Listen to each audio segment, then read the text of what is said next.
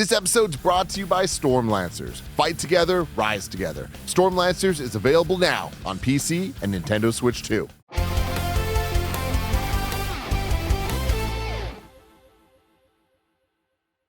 What's up and welcome back to the Kinda Funny Gamescast for Friday, December 12th, 2025. Of course, I'm your host, Tim Geddes, and before we even introduce these people, I just want to say to all the people at this table and to everybody watching and that watched last night that's been watching, I keep saying variations of this, but now that Game Awards are behind us, I really want to say, I think we absolutely crushed it last night.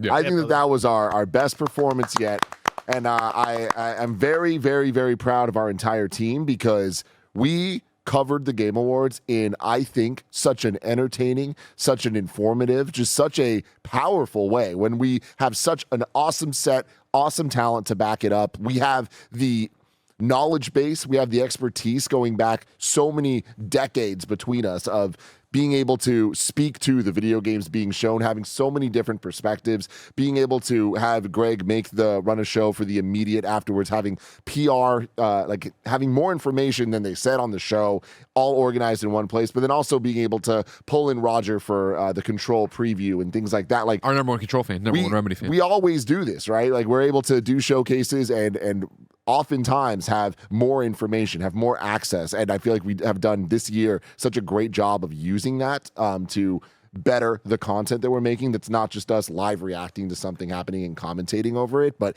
actually commentating from a place of an informed opinion that is backed up by us putting the work in throughout the year, playing the games, reading the news, talking about it all, so we actually know what we're talking about. But then on the other side, just being genuinely enthusiastic and excited about video games and excited about what we're seeing and leaning into the fun of Miss Piggy fucking Jeff Keighley and like Bora Bora. All of that stuff. I just feel like there's such an amazing thing that we have at Kinda Funny that I'm very lucky to have with you gentlemen. So thank you. Just want to say Yeah. Thank you, Tim. Wow. Great Very stuff. nice. Shout out Kevin and Roger. Of course. Oh, yeah. I mean, yeah, the entire team, right? But I that is the thing. It's like Roger being able to clip things out so quickly and get them up. That is a dream that we had back in the day. Yeah, of course. I mean, even all the way back at IGN, just imagining like, God, can you imagine if we could do this? Now we just get to do it. This is the absolute dream come to fruition. Thank you all for allowing it to happen. And also, my voice is gone. Star Wars announced a pod racing game. Y'all, it happened. So I'm sorry. I'm going to try my best to keep it going throughout the episode. But without further ado, let me introduce Blessing Adeoye Jr. Good day, Tim. Snowbike Mike. Good morning, Tim. Greg Miller. Hi, Tim. And Andy Cortez. Hello, Tim. Hello. This is the Kinda Funny Gamescast where each and every weekday we get together to talk about the biggest reviews, previews, and topics in video games live on YouTube, Twitch, and podcast services around the globe. If you love what we do, please support us with the Kinda Funny membership to keep us doing all these cool things as we react to showcases and reviews for 2026 and beyond. A new year is upon us in just a few short weeks, and I hope that you will continue to have Kinda Funny Games be your place that you hang out with us to talk about video games. For a chance to be part of this show, submit your thoughts and opinions as YouTube Super Chats as we go. We're looking for your hot takes. A little housekeeping for you. We are an 11-person business all about live talk shows. You already got Games Daily that was a blessing. Mike, what'd y'all talk about? We just talked more about the Game Awards. Yeah, we talked about the Game Awards, talked a little bit about Xbox and their presence there. Were they there? Were they not there? Let's talk about Let's talk about it. Let's talk about it. And then after this, a very exciting thing is happening as well. Terminator 2D No Fate is finally coming out. It's real. And Greg and Nick are going to play it. Kevin was setting it up, and as I was coming into the office, I heard the music playing, and I'm like, this is awesome. You excited for that, Greg? Can't wait. It's Been waiting a long time for that. I'm glad they finally got the steelbooks put together and they were able to release this game. Then if you're a Kinda Funny member, today's Greg Ways, Greg building his holiday hit list. What games can he and does he have to finish by January 5th, which is Kinda Funny Day 2026. Thank you to our Patreon producers, Carl Jacobs, Omega Buster, and Delaney the Psalm Twining. Let's get to it. The topic of the show. your Game Awards hot takes, trying something a little different, being inspired by Santi Zap and Simon Miller, who cover a lot of wrestling content, and they do an episode that is like your hot takes, where after a big pay-per-view happens, they ask the audience for their takes on everything, and then we react to that. It's very fun, and y'all showed up. Thank you very much. We have a whole bunch of stuff to get to today, but before we get to the hot takes, we got to talk about last night. The award winners. We all predicted who would win Game Awards 2025, but only one of us could be the victor. Before we get there, I want to say 2 little fun facts. There were 2 categories that all of us missed. Where not a single one of us predicted the correct answer. Do you want to guess what it was? I had it. It was I had it initially, and then I decided to go with the crew. Fucked up. Best forgot VR. what it was. Yeah, best VR. That was the Yeah. one. Yeah. Best VR and innovation in accessibility. Those were the 2 that we did not get it at all. And both of those, we kind of were all over the board. We just didn't pick the one. Then there were only 2 categories where only one of us got it right. So congratulations to Blessing Hell with yeah. Best Multiplayer. Way to go, Arc Bless. Raiders. Let's go. Woo! And congratulations to Andy Cortez. Do you know which one? No. Best ongoing. No Man's Sky. No Man's Yeah. Sky. No Man's Sky. Yes. Tied in last place with 13 correct answers, we have Greg Miller and Snowbike Mike. Oh. Come here. That's what we're talking about. That's what we're talking about right there. You know, it was the whole thing. Mike said it, be spicy, zigging and zagging. You know what I got mean? to. Like, we deviated, but we went too far from God. Mike, you've won too much this year. I had to lose wanted one. this one. I You had really to wanted. lose I one. wanted. I slept You all went for night. the I thought triple about crown. In third place, we had 17 points. Blessing, Adeoye Jr. I thought I did better than that. That's tough. In second place with 18 points, Andy Cortez. Oh, wow. Always second. Always second, baby. And I came through at number 1 with 20 points. Wow. Points. I wasn't zigging. I wasn't zagging. I was sticking Yeah. it right down the middle. The one that I think got it for me, like really pushed me over, is the one place that I don't want to call it a zig or zag. It was more just like being stubborn. I really wanted South of Midnight to win, so I willed that, and I put that down and it got me some points. So let's get into the hot takes. There's so many of these, all right? I tried organizing them to have some sense of like flow to conversation, but I might pack a couple together and then we'll discuss as a whole thing. Some stop me if you're like, hey, I want to talk about that point. We're trying something new, so we'll see how this goes. I do want to start with a very big one. Before you bring up this link, Kevin, Rumble Pack says, hear me out. What do you think he's talking about? Miss Piggy. How much fun Miss Piggy was. The clear obscure sweep. Kevin, can you bring up the link? Flute guy. You know. Oh, yeah, You're okay. absolutely right. Congratulations, Okay. Greg. You did that. Gotcha. Tip of the hat to you. Phil says, just my opinion, but as a big Muppets fan as a child, Miss Piggy was my least favorite Muppet. A lot of Miss Piggy She's talk. rude. Yeah. Let's just call it. She was mean to Kermit all the time. Drama queen. Takes all the attention away from everybody else. Mean to everybody else. That's why I love Ham. Damn. Wow. Damn. Miss I've Piggy been walked axed to out. grind for a long time. Yeah. Now she's airing her Jeff business in front Was of everybody. it the best Muppets appearance yet? No. No. Who did you Statler like and more? Waldorf, that Those one are where my they were favorite like, ones. that I was thought they were really good, but like Miss Piggy showed up. Like No, she they had didn't. some jokes. They had some nice. What, did you monologues like back the and forth. song? I liked the song. See, I think Miss Piggy, number 1 for me. Number 1. And then the other 2 bros, they're number 2. All right. Yeah. All right. Melonhead, he's number 3. I think they had the scientist Melonhead once. Yeah, he was, but it's Beaker and Yeah. what's the other? No. Yeah, Beaker. Beaker's the beep, Yeah, beep, beep, beep. Yeah. Fucking Muppets are so Melonhead. dumb. You know what I mean? You know what he is? He's got a melon head. He's like a green melon. Oh, but that's not his name. yeah. You're That's just, not- you're I just don't know. describing. Okay. Yeah, gotcha. okay. Yeah. My man. Honeydew. He said my 2 bros, Bunsen. Took His Talk says, one of the better Game Awards, but I would be okay if I never had to hear about Jeff and Miss Piggy having sex ever again. And maybe I'm a prude, but that Divinity trailer was just gross. Watching an orc vomit in pig shit doesn't exactly make me excited for your video game. John J. Smith says, it may be time for the Muppets to go. The total shift between Miss Piggy and the Divinity trailer was a bit much. So a couple things to talk about there. There's the Muppets right? And then there is was the Divinity Sin trailer going too far, or Divinity trailer going too far, and the tonal shift between the two of them. That's the conversation, gentlemen. Interesting. Yeah, can you really say that after we've watched countless Diablo trailers that are just skin peeling off of people, things exploding left and right? I don't know, man. I think they hit the mark on that one. Yeah, I don't think the trailer is too far. Jen and I were talking about this morning too, where I was like, she was like, man, that Divinity, Ben caught the item black, and I was like, yeah, but I was like, it's like a Diablo. She's like, I think it was more intense than Diablo, not necessarily this year, but in general. I'm like, I don't know if I necessarily agree, because I feel like that's what they all are. The tonal shift conversation, that's just having the Muppets at Game Awards. Like, the Muppets are there, and they're seen as a children's thing, because they are, but they're also at the Game Awards because we all grew up with the Muppets. So it's the Muppets kind of playing in a more adult space anyway. So it's either they got to go, and we also don't do Lego Batman, I guess, but like, you're never, how are you ever going to have that connective tissue to do these kind of crazy violent things that, yeah, every video game trailer is, fucking the not Yakuza game had a guy get blown through the fucking forehead, right? Like, Yeah, I could see that. I think a lot of it just comes down to like the ordering of things. It didn't come across as weird to me because I feel like the Game Awards has always had weird tonal shifts, and or sometimes when a trailer ends and we think it's still going, but it's like some other thing happening now.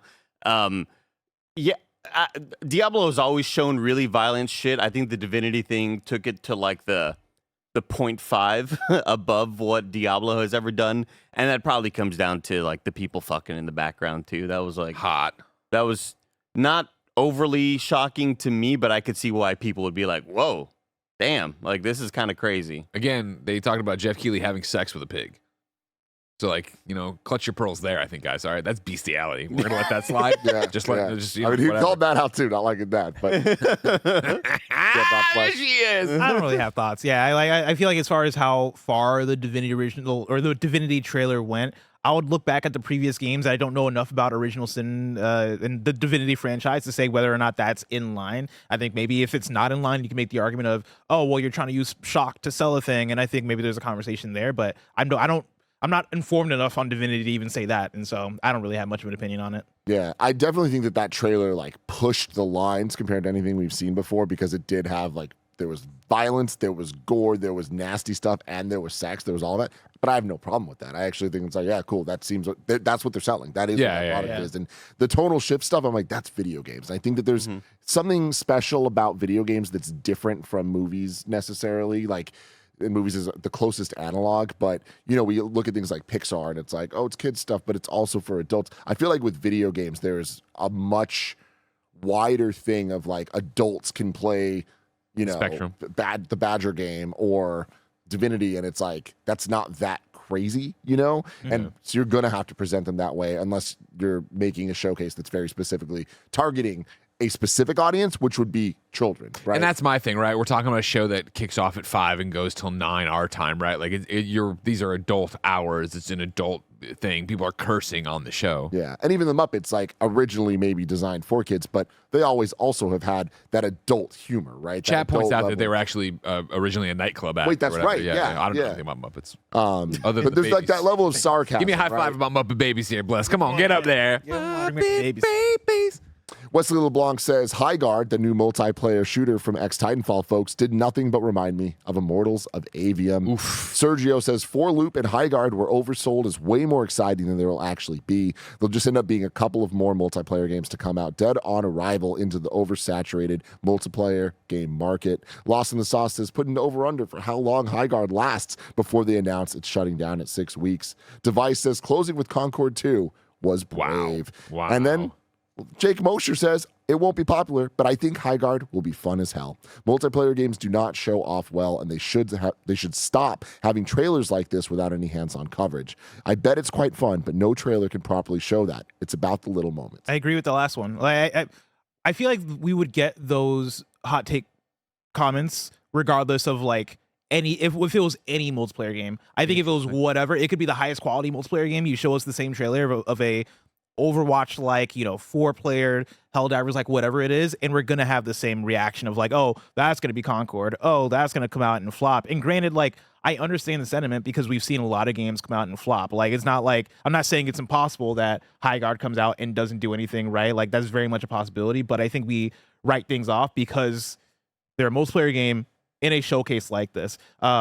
I think you have to do it hands-on. I think we need to start making that the standard of, if you're introducing a game like this to the public, it has to come with either previews from people who have played the game or let people play the game. Otherwise, they will write it off.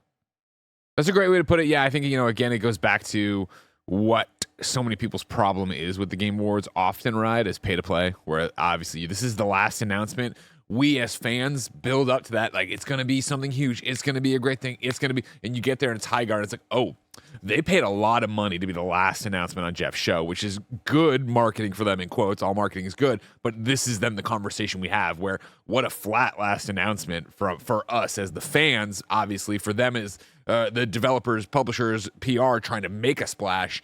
They get headlines, but are they getting the right kind? And I think, this is bad. You should have saved a couple $100,000 probably and been somewhere in the middle of the show, and because it was when it got going and they jumped on horse. You guys, I think maybe it was just Andy, but maybe it was Mike too, popped like that, like for the multiplayer people who want to go do that kind of stuff, like that worked for them. But as an overall, this is the last announcement and it's very exciting from the former Respawn people. It was like, do you think the announcement hits a little worse because it was the last one? Yes. Do you think that they pay for that? Yes. For the last spot? I do. Yeah. I do too. They request the last spot. Of course. I think they paid for it. That's such a wild thing to request. Like, put me somewhere in the middle, but give me the you same get lost. But give me the same sort of hype up and lead in. If I think if that game is not the last thing, we'd be a little bit higher on it, but we kind of put it in that, shit, no Half-Life 3, fuck this game sort of situation.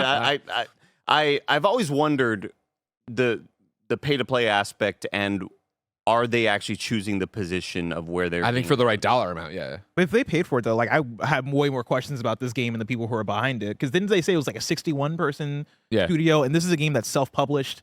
Like I got way more questions about where you're getting that money to pay for a last slot at the Game Awards. It drops next month. Like the big positive of this team is like they wanted to make a splash because this comes out in like 30 days, right? And like if you're in the middle, you get kind of lost in translation. Yeah. Like I saw numerous amounts of TikToks talking about this game last night of like positive or negative, or positive, both? of like excitement, like at least just general conversation, right? And like that is the big thing here is if you're dropping next month, you're in the multiplayer market that is oversaturated, has every game that looks identical to what the other game is. You need to make a splash. I do think that was the move for this team. I think it's the right call, especially if you're launching in 30 days to make a big mark on the scene here. Will it pay off? Of course, we'll see, right? But like, I think that's the right move from this team. There's an audience out there that wants that, right? I think we at the table might not love the multiplayer genre like others do, but we're riding a high of Arc Raiders, Helldivers taking over the market and being big splashes. You need to make a big splash if you want to stand out in a list of 75 game announcements throughout the Game Awards that we just went through. I think the biggest problem is that it's not the placement. It's not that it's a multiplayer game. It's that with the placement and with it being a multiplayer game, it needs what Blessing was talking about. It needs to be hands-on. Like if you're going to have that last spot, if you're going to pay for that last spot, if you're going to get some type of Jeff push and rub from that for the placement of it all, you need the call to action right then. You need to have the stuff, especially if your game's coming out 1 month from now. Yeah. You got to figure that out, or else back off and don't invest that heavily. Don't have that level of eyes and scrutiny there, because I do think that if this was Apex Legends, which that was nothing until it was something, if they ended that and it's like, hey, guess what? The embargo games journalists have played this and like it a lot, and streamers and all that stuff, and y'all can play it right now, that would be huge for them. But that didn't happen. So I just think that then the conversation starts to be talking about around the game as opposed to talking about the game. Having said that, we were talking about this game way more than we would if it was anywhere else in the show. Sure. Oh, for sure. For sure. Should have been a beta. You're right. Should have had a beta today. Moving on, Weibo simply just says Sebulba. And I don't know what the hot take is there, but I appreciate it. I can't believe our boy's back. He has a little beard, Andy. He has a beard. I thought he always had a beard. Well, now he looks a little older. Oh, you know what I okay. mean?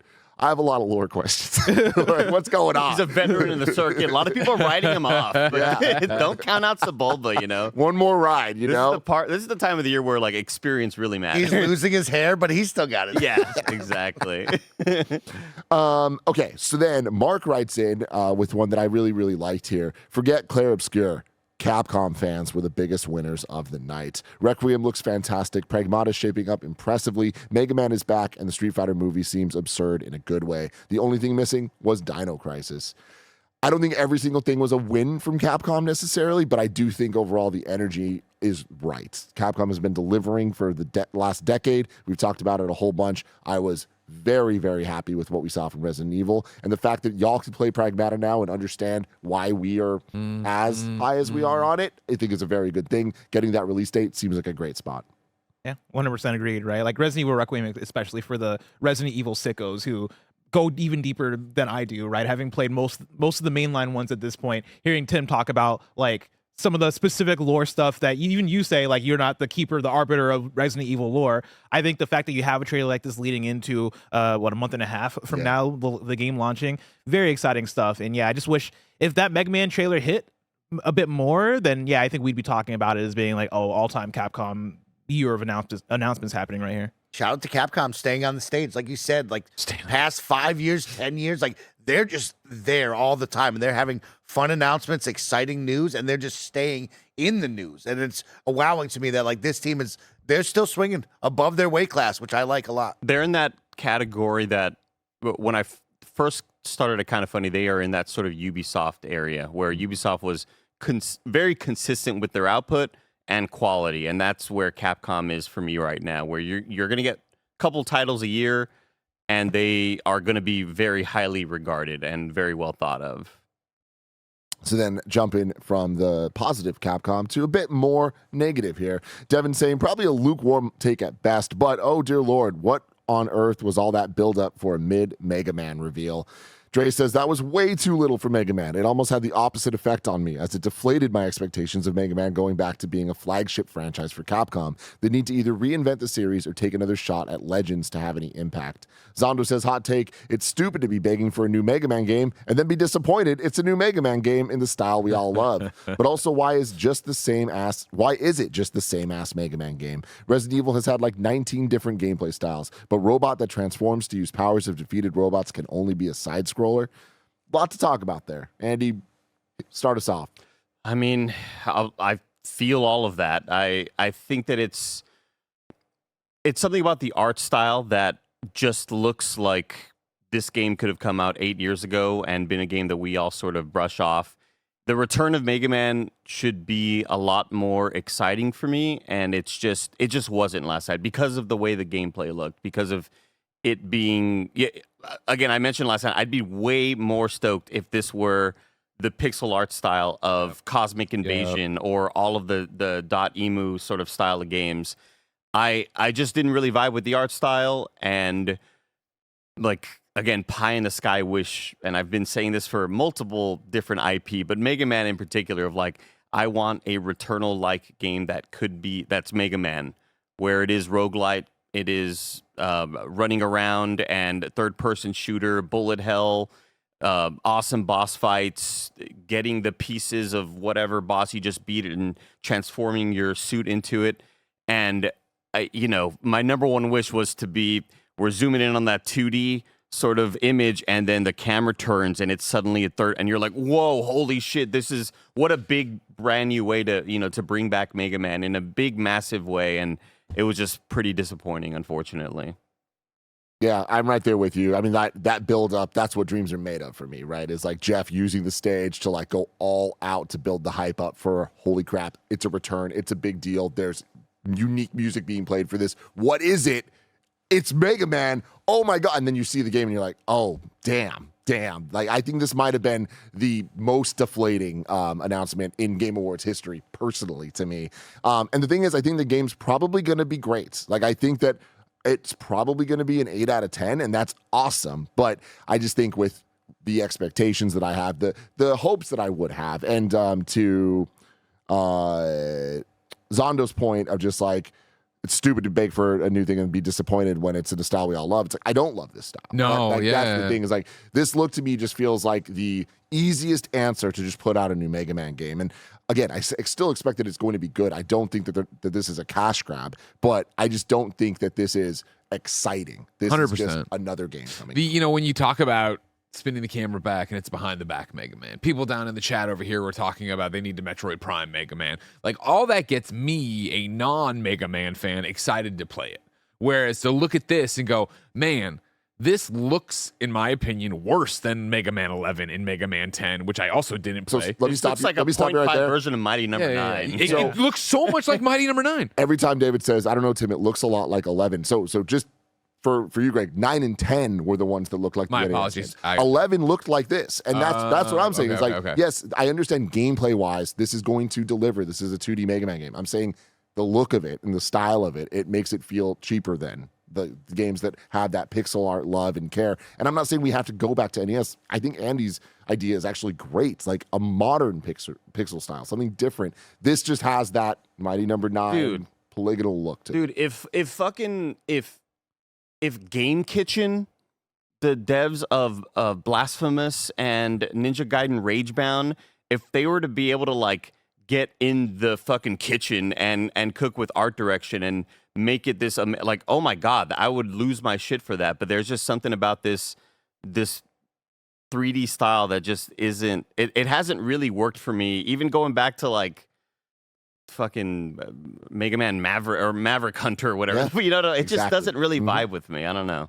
Yeah, and I also think that like a lot of the disappointment that I have is if this was just a trailer that just dropped, it says Capcom Presents, and it's Mega Man, to be like, oh shit, Mega Man's back, that's great, and we wouldn't be having this conversation.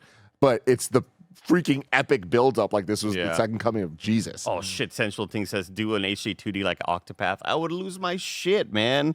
I would be so much more into that than this. This just feels like when 2D games were first kind of experimenting with what will our game look like in 3D, and that was a very novel and exciting thing 15 to 20 years ago, and it's just like it just didn't work for me, unfortunately. Bless, this one's for you. Happy to be here says, not entirely about the Game Awards, but considering it was the last place they could show off this year, are we concerned about the state of Marvel Tokon Fighting Souls? No new characters since announcement, skipping Comic-Con twice, and now Game Awards. Concerning, in my opinion. Ooh. And correct me if I'm wrong, people in chat, right? Evo announced their upcoming lineup for their 2026 tournament, and I don't think Marvel Tokon Fighting Souls is on the list there. And so, like, concerning, no, it just makes me think that game is going to be second half of next year. You know, I was really hoping that we'd see it in the first 6 months, but now I don't think that's the case. I think maybe that's either a fall game.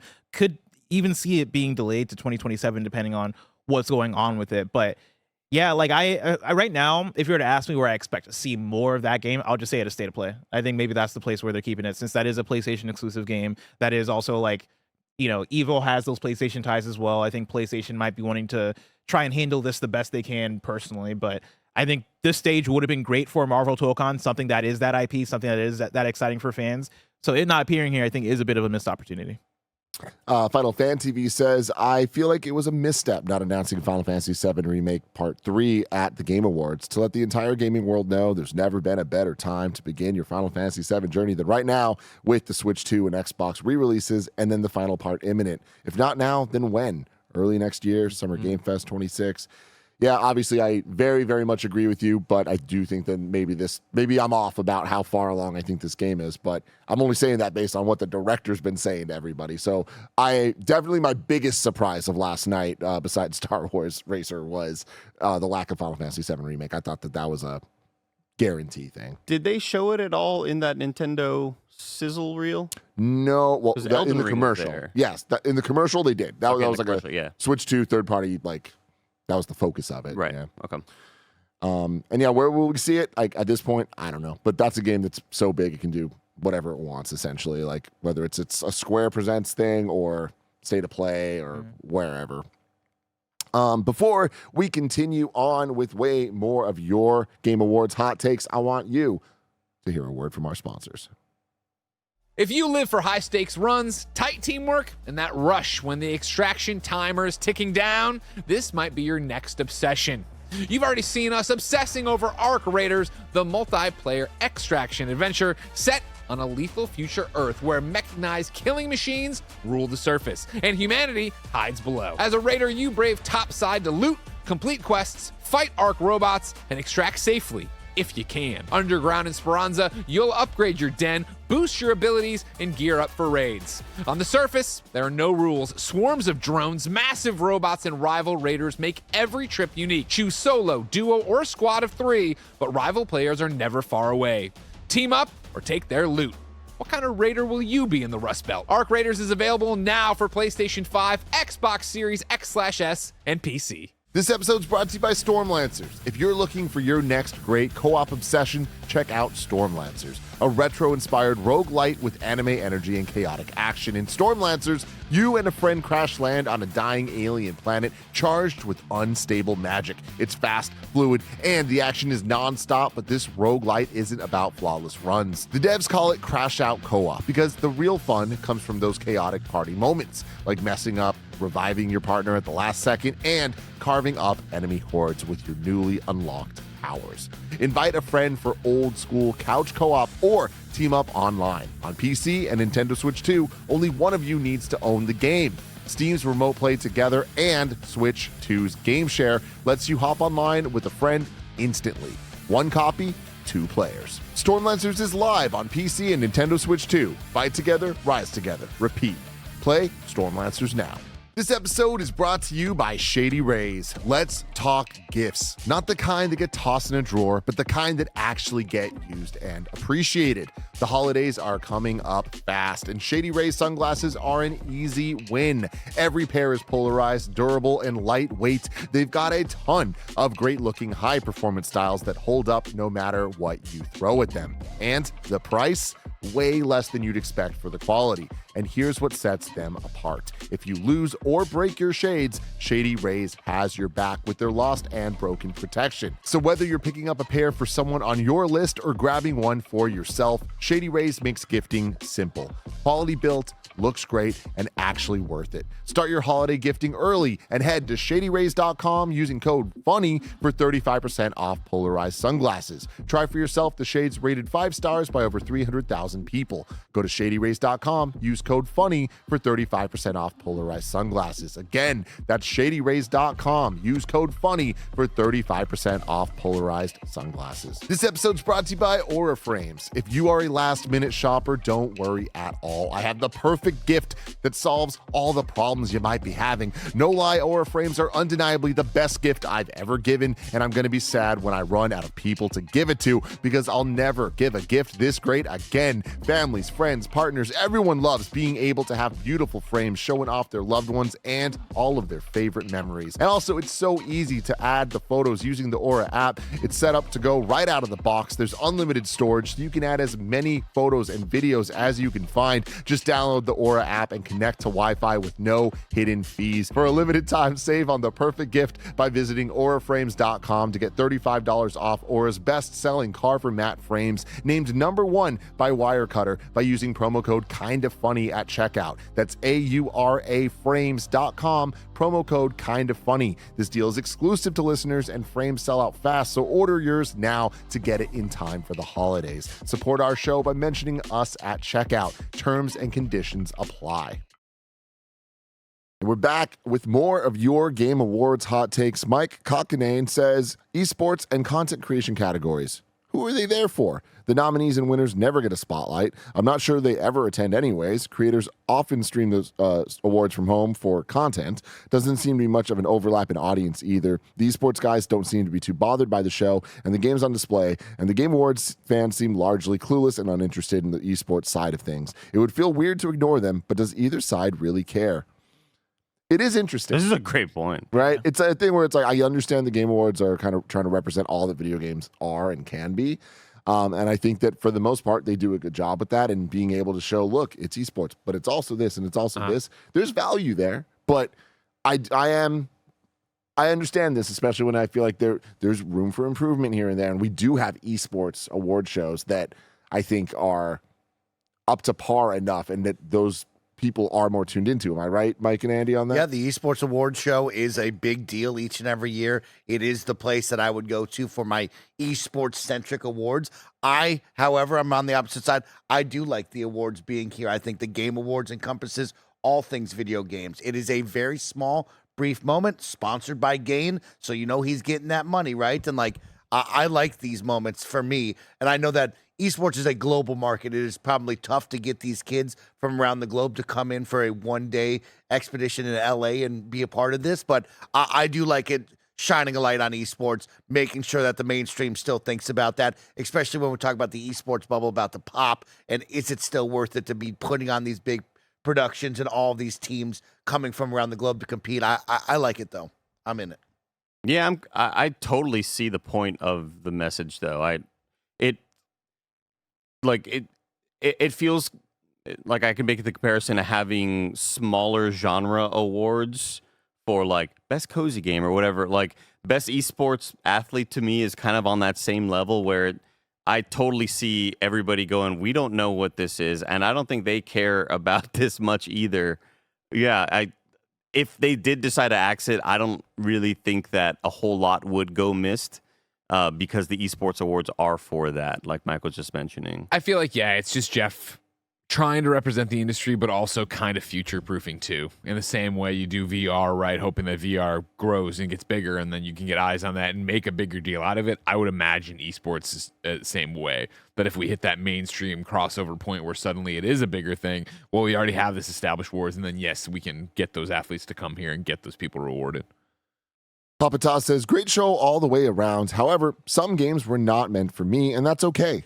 But here's my hot take. I'm glad Expedition 33 won Game of the Year. However, going forward, I'd like to see a limit on how many awards a game can be nominated for. Oh. Drew Sun says the winner of Game of the Year should not be allowed to win Best Independent Game. Whatever got second place in Best Indie should be pushed up to win it. The ability for one game to win both makes the latter irrelevant. Best Independent Game should be in the main show on stage, not the pre-show. It's the second most important award. It deserves a big presentation. You can't pretend you care about indie games on stage while also pushing them to the side. Otherwise, good show. Congrats Expedition 33 and its fans. Zach Ruger says this was such a huge year for the indie scene and debut game studios, and it feels cheap to only award Expedition 33.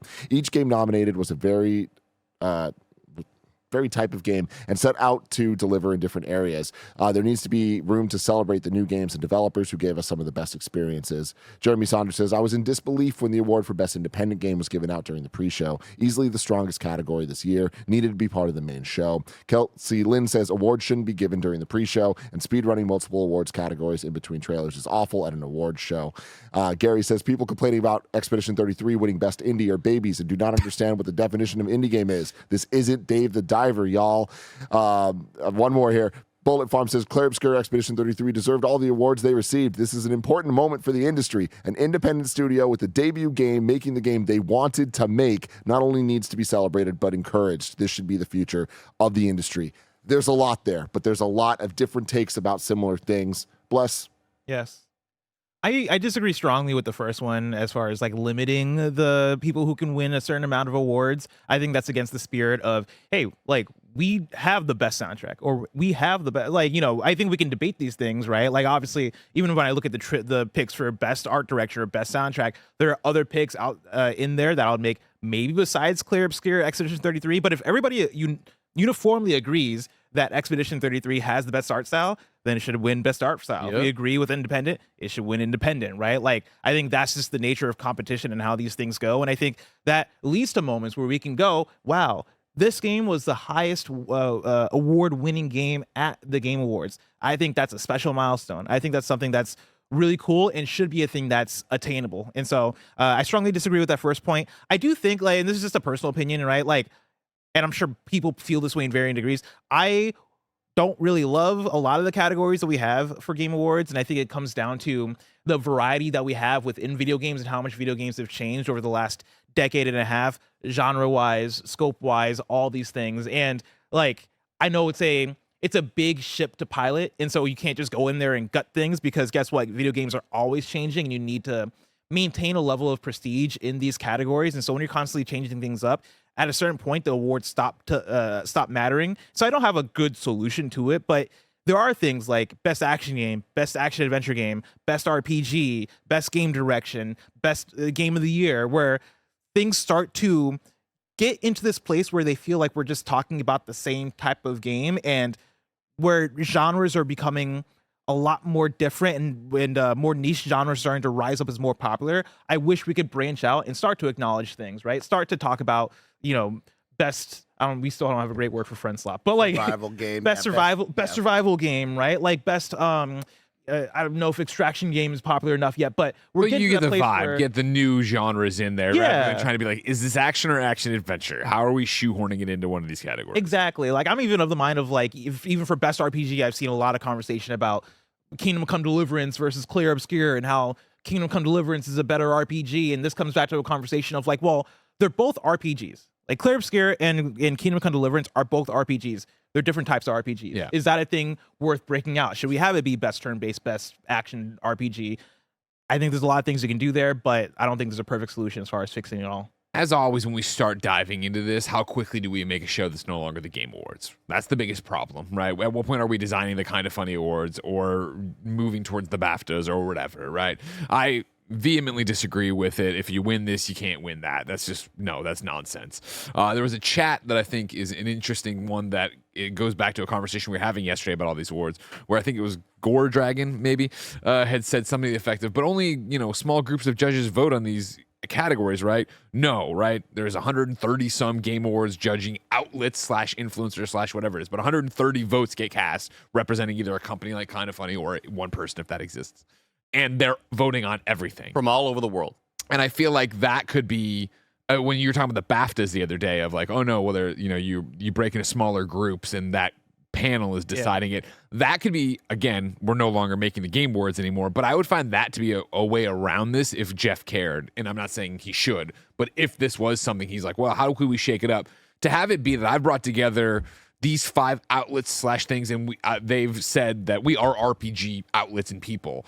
Put them together and have them deliberate and have that be kind of like the giant bomb ones. I don't want to say the old ones, but the giant bomb ones where they just argue at a table forever, and that'd be interesting content. Now again, Discord around the world, languages. There's so many reasons this wouldn't work for the Game Awards, but would be an interesting way of maybe shaking it up, where it is somebody vehemently arguing at the table. Listen, I hear you. Clair Obscur is amazing, and it is my game of the year. But if we're talking about RPGs, it's Kingdom Come Deliverance. You are role-playing an Xbox. Like right now, there's no space for me to go in and be like, guys, we got to talk about Death Stranding 2's art direction, because I think it is better than Clair Obscur, right? If you have a group of 10 people that are on a call or that are in a room deliberating, you can make that argument and at least make people go, oh, I'm not thought about it in that direction, in that way, right? Right now, it is a popularity contest. Most people have played Clair Obscur and put it up there as like, oh, this is a game of the year. And so, yeah, any category for the most part that Clair Obscur is in, it's gonna win. And that's always how the Game Awards is gonna be, unless they do the deliberation thing. Yeah, but see, with that though, I don't agree with that, because the deliberation comes within the companies that are then voting, right? It's like that goes back to doing the due diligence as a team, and then we decide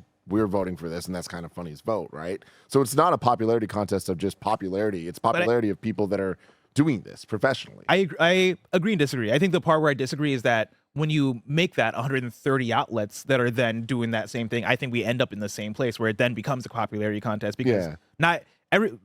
I think when you have 130 people deliberating and then giving their vote, that just ends up just. Correct me if I'm wrong, and maybe I don't want to misconstrue your point, but I think when you talk about a popularity contest, you're not talking about this game's the most. I guess you are, but let's stick with me as I fumble around to get to where I'm going. It's not the most popular game because it's the most I'm not saying sales. Everybody's played it here and loves that game. It's like you haven't seen everything. It's the way that you just fucking discovered and Roger. But I was like talking about it earlier, right? But I could never get anyone to vote for that. And Octopath Traveler is 70 hours, so I can't get any of you to do that in December to worry about Game of the Year. It's like just the shakeup of how it is. I think because of the Clair Obscur, how Clair Obscur is hit critically, right? You go to any outlet and do a poll of people of like, what's your pick for Game of the Year? I think Clair Obscur is going to win. Yeah. And so I think when you drill that down into categories, you look at any of these categories and go, well, I like Clair Obscur the most, so we're going to vote for it for best independent or best art or best music or whatever, because most people just have a passion for it. I think that just ends up as a popularity. I think it's the usual thing when we go through and we do the nominee, or we predict who's going to win. Occasionally you go up and you read the category, right? Like the description of it. And I'm not saying people don't do that, but I don't think necessarily they vote with that in mind sometimes, where it is, I've come to this and I remember this song well, okay, that song was great, but what about the entire thing? And what about this moment and that moment? And if you're not in a room at a table to scream at each other like we do at IGN, for IGN Game of the Year, not IGN Game Awards. Like right now, if we were to deliberate best RPG right now, right, I think most of us would probably say Clair Obscur. Greg would probably say Octopath. I think Mike would say Kingdom Come Deliverance too. I think if we're deliberating, Mike could probably make a compelling argument for Kingdom Come Deliverance 2. Then Mixes go, you know what? You make a valid point. Like, let's consider that more in a stronger way. And that's my whole point. Agree. I agree with that 100%. Yeah. I also do think that if Expedition 33 looked generic, then it wouldn't win Best Art Direction, or it wouldn't even be nominated. But like, it did really, really excel in those spots, and it still was it's what I voted for and what I thought.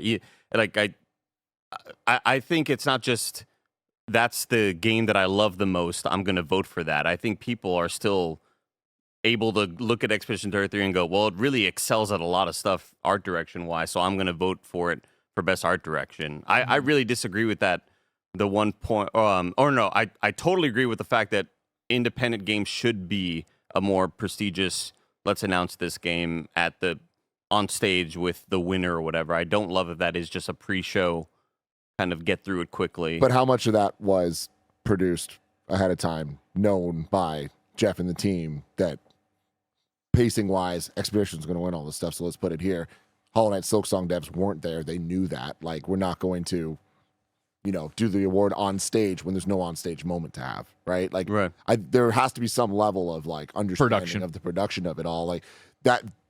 The question is, do they know ahead of time who wins? The answer is yes. Doug Bowser was standing next to Sidney Goodman the moment that Donkey Kong was announced, right? So it's like, we know that. So it's like clearly, I don't think Best Independent Game is in the pre-show next year. I mean, there's a lot of factors at play. You think it's a case-by-case basis? It's case-by-case. Yeah, okay. Yeah. There was another thing I wanted to say. It's about I do want to say you to the Claire you love Obscure dice art- because all the dice awards are on stage. to the Claire Obscure art direction thing, right? Like, I do think that one of the things that especially lends itself to Claire Obscure this year is that for all the things that it's nominated in, for the most part, it is a contender. Like, 100%. Art direction, for sure, Claire Obscure is a contender. Music, for sure, Claire Obscure is a contender. And I think the fact that it does all these specific things so well, like, again, I would argue for some other games, but again, I can't be mad that Claire Obscure won any of these, because you move a pebble left 2 inches and I'm picking Claire Obscure, right? I wake up on a Tuesday instead of a Wednesday, I'm picking Claire Obscure for art direction or whatever. Ghost Hounding says, TGA just showed last night it's a popularity contest. You may as well just let fans run the thing and choose all the winners. Expedition 33 should not have swept. And the point there is Wuthering Waves won over Expedition 33 and Hollow Knight Silksong and Kingdom Come Deliverance. Like, no, that's not how that works. Yeah. Claire Obscure is an amazing game. Like, how could I don't understand. Oh, it's a popularity. What are you talking about? It's popular because it deserves it. Yeah, it's because it's great. Because it is a phenomenal experience. And yeah, just a couple of people in the chat too are bringing up the, like, who knows what. It's like we have enough information on this table because we're part of the voting process and we can only talk certain amounts about that, whatever, just because of how that works. But what I can say is Greg Miller won a game award. Greg Miller did not know he was going on stage, right? Yo. I mean, I'm a special case, and it was a different thing. But like, at what point did I not? Are you asking? When you went to the Game Awards, you didn't know you won. We knew we were leading, though. Remember, this is a fan voted one, and they used to show you the percentages. Oh, so and remember that day of is I remember Jeff did a live stream while I was getting ready, and my Twitter blew up of people like Jeff says you're still in the lead. So I was pretty sure. Okay, but they didn't tell you though. No. Yeah. No. And they flipped out when I wasn't at my seat. Yeah, exactly. So, like, because someone was talking about Hideo Kojima, like, he clearly didn't know. They didn't tell him. It's like, yeah, they don't tell. Oh yeah, no. They don't know that. What did we feel about Jeff Keighley saying, "See, you guys won something" to Silksong when they won? What was that? I didn't all like about? it. Oh, you didn't like it? No, because I think there was an article that went up the other day. Yeah. We're not going to go because we're not going to win. Go. Player's going to win. Yeah. Yeah. So I don't know. I felt like it was a little bit of a jab, but See, I think that's just. Isn't it a jab saying you're not going to go because you're not going to win? no. Well, Why? The way, I don't have to go to anything. the way Jeff ad libs on stage and delivers jokes in person as somebody who talks to him at events, and that's just how he jokes. And I thought he said it with enough of a smile that it wasn't a "fuck you, you idiots." It was just like, "Come on, you could have been, you would have won something." You could have been here. You could have came. but they're also. But he's also addressing the fact that he knows Australia. That's like Yeah. Yeah. I mean, totally get it. Laserbeam came to fucking Fortnite for He didn't even get to play it. 18 hours. Oh man, my God, dude, that's crazy. Lannon. Lil Wiz says Man. the The Game of the Year medley has been lackluster for a while now, and it's because of the musical arrangement. It's always the same drums in each part. The music in the games is always super different, and the medley homogenizes them into an okay montage that doesn't capture the real unique sound of each of the games. Dean Morrison says the Game Awards Orchestra must stop playing the same exact song with the same beat every single year. Most of the times, the game featured don't match the energy of the song, and some variety would be really nice. If you're going to do a medley, make it match the vibe. Brandon Gahn says, while I have criticisms of this specific show, Miss Piggy and the miss of the One More Thing, the lasting criticism I've had since 2020 is the implementation of high-tempo percussion for the Game of the Year medley. It's very distracting, takes away from every game featured, and ultimately ruins the segment. Michael writes in saying, the Game of the Year medley did not live up to my expectations and was the first time I was underwhelmed by it. The choice of Lumiere over Alicia for the Expedition 33 theme felt odd in context, and Lace instead of Enter Farloom or Last Dive was very surprising. I just love how into stuff he got with that one. I appreciate that a lot. Mike says, my hot takes, Donkey Kong had the best song in the orchestra medley. I totally see the point of the homogenization of it, but I still love that it's a creative thing for this orchestra and for these conductors to go, we got to kind of keep a similar tempo. Now, granted, the tempo has always been very similar, and I don't love that. I wish that like maybe they slow it down, but it's always a dun dun dun dun dun. It's always a driving sort of beat, and then everything matches there. And because of that, because you don't want to have things sounding too differently, you have to key change some songs so it isn't like suddenly it just sounds like you're just hitting forward on your MP3 player or whatever. Like I love that. The medley, it's a medley because it's trying to meld all of these things together.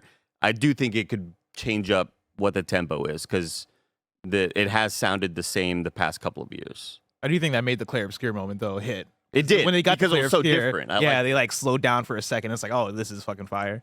Yeah, I'm firmly on that side because like there's the Game of the Year song, like the theme song that they always start and end with, and then they match everything to that. And I'm like, that's cool. It's like if I wanted to hear the song's normal versions without that style of percussion, it's like I would listen to the soundtracks. Like I like that there is an artistry to composing this specific thing to match the Game Awards theme song. Like I think that's super cool. But I think you could speed up the Game Awards song a little bit or slow it down. Yeah.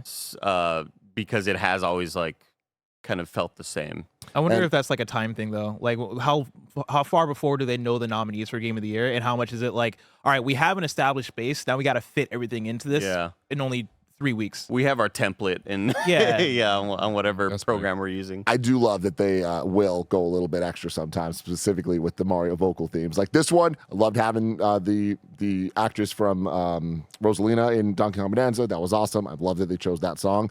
But like, I don't know if y'all remember. Pauline, yeah. Sorry, what did I say? You said Rosalina. I said Rosalina, my bad. I was supposed to be like, what? I didn't know she was in that. Spoilers. My bad. But I don't know if you guys remember, but back when Mario Odyssey, so I guess 2017, when they did it, like they just did like they ended with like the whole fucking song, which was a lot. One from the chat, they were going back and forth about awards, and Sage said, "I think you have to pay for the award if you want it." No, everybody. If you win an award and then something's drastically changed, you get the award. Well, you get one award. If your studio wants multiple for multiple people, you'd have to pay for the multiple awards. Lucid Dream says, Phantom Blade Zero will not hit the September date. S-Game boxed themselves in by promising a release date. They could have waited and announced the date at SGF. Andy? I could totally see them not hitting the date just because as I mentioned yesterday, anything that they had told me felt like this game was still years away, like minimum 2. Now you're in that weird spot with just like, well, either you release in September or you delay it maybe a month to October, but you cannot go into November. So then at that point, are you delaying until 2027? Like that's where it kind of becomes a really messy situation. Yeah. Max Lem says, personally, I like when games that are more than 1 year away are teased. It gets me excited for the next generation. Also, Bradley the Badger was the most interesting looking game at the TGAs. Can't believe Jeff porked the pig. Yeah, dude, shout out to Bradley the Badger, something that we didn't get to talk about, but I was so excited about. Grant Kirkhope doing the soundtrack for it. Oh, shit. Yeah, cool. So there's a lot for that game. It's like things are looking really, really good. So keep your eyes on it for sure.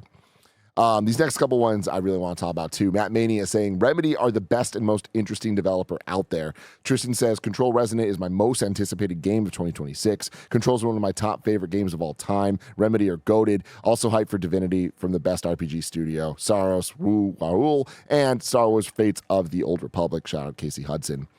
What a banger of a show it was. Like, god damn, dude. Now I'm really stoked to... Like, I would not have really been that excited about Divinity had it not been for Baldur's Gate 3. And now I'm like, oh, shit. Now I need to know about this Divinity game, and I'm very much looking forward to it now.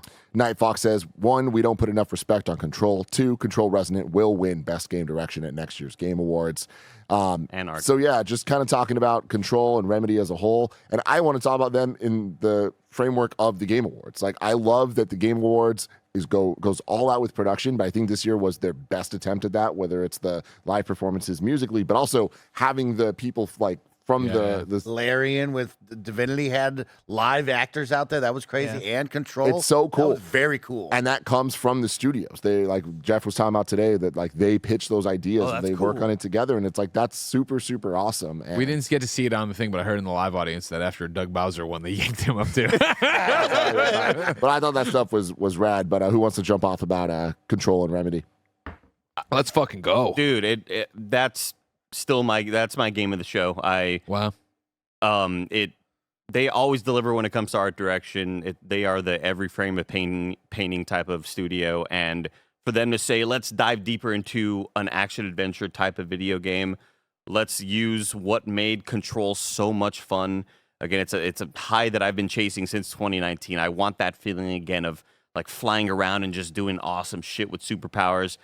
And yeah, I think that's like as pitch perfect of a reveal as you can have at the Game Awards. I thought they nailed it. Yeah, I think most interesting developer I agree with from Matt Mania, right? Like Control was one that hit way more for me than Alan Wake, but even Alan Wake 2 was such a cool one, like seeing how they're trying to expand out the Remedyverse, seeing the weird shit that they're doing there. But I think game design wise, Control was the one that like, oh shit, these guys are making an action game that also is fucking weird, and I'm exploring and it's doing all these things, and the oldest house is such an interesting location. I think what they do with that stuff and the fact that they're trying to create a connective universe with it is really cool. I'm excited for Max Payne 1 and 2, not just because those are remakes, but because I'm so fascinated to see, are they going to loop that in with everything else they're doing? I was very kind of surprised by Sam Lake's tweet saying, huge congrats on the announcement of Control Resonant at the Game Awards to the visionary creative director Mikhail Kasurinin and executive producer, let me get their actual name, not their Twitter name, Juha Vainio. Vainio? And their super talented team at Remedy Games with the support of Annapurna. It's going to get weirder. So I assumed this would be a Sam Lake-led project, but again, they do have multiple So many projects working now, on a man. lot of So different many things. projects now. But yeah, still super, super pumped about it. Jerica says Orbitals was one of the coolest games shown. Yes, it was. Kebab says Orbitals was easily my game of the show. Its sense of style and execution of it, 80s anime emphasizing the Japanese VO, made it strum my heart more than anything else there. Photor was a hype reveal, but it should have closed the show. Agree about all of that. Orbitals looks awesome. You got to run it back with me. Do our Let's do sit it. down, play the entire thing. I'm so in. Record it all, put it up. Then let's see. Those aren't hot takes, by the way. Give me some hot takes. Yeah. Those are just takes. Those are regular takes. It's our first time. I agree doing with it. We're those. learning. I agree with all. Better. We're getting better. Give me something that makes me want to fight. What about makes you want to fight other people? I think we didn't talk about it that much. It happened so fast and then moved on, but I don't think enough people are talking about and giving Jeff credit for honoring his father at the beginning of it. Like, I think, we talk so much about the Game Awards are the Keyleys, but it's all, the thing is, it's so corporate, it's so bland, it's a popularity contest, blah, blah, blah. And like, we're always like, well, no, Jeff is that guy. He pours his heart and soul into this. He cares so much. He edits the trailer on himself, blah, blah, blah. The strength, and then for Jeff Keighley not being the most beloved person in games, right? He's a polarizing personality. To put yourself out there like that, to talk about that. I only saw in our live chat, which obviously is always very positive, like 2 people who wanted to be negative about it and called it, like, I think one person might have called it like, tugging on your heartstrings. And it's like the fact that when he said, my mom's here tonight with an empty chair next to her and they didn't cut to it, that tells you that like he's fucking being a person right there, right? He's being a kid who just lost his fucking dad. You know what I mean? Like, I thought that was really powerful and cool of him to do, because Jeff does not open up like that. on stage or when you talk to Jeff. yeah. Jeff is such a closed book. You never know what the fuck's going on in there. Mike's gonna get him to open up to him. Lost his home in the LA wildfires. Yeah, It's like, yeah. man, I just wanted to give the dude a big hug, man. I didn't know he was going through that. Because when we see him, he is very positive. He keeps it very professional, polite. He's on by the book. Like, there's never moments where I'm like, oh man, Jeff, I didn't know you were going through so much. Yeah.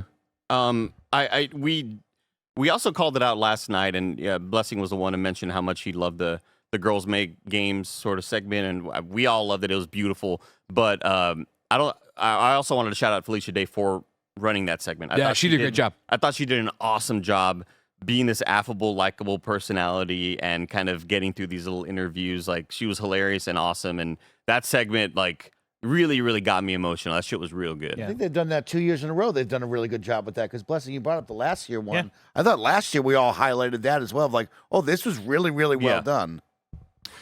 Just trying to like condense a bunch of them into kind of just general like conversation points. I think one big thing is variations on Expedition 1 too much, which meant that a lot of games that deserve love didn't get love.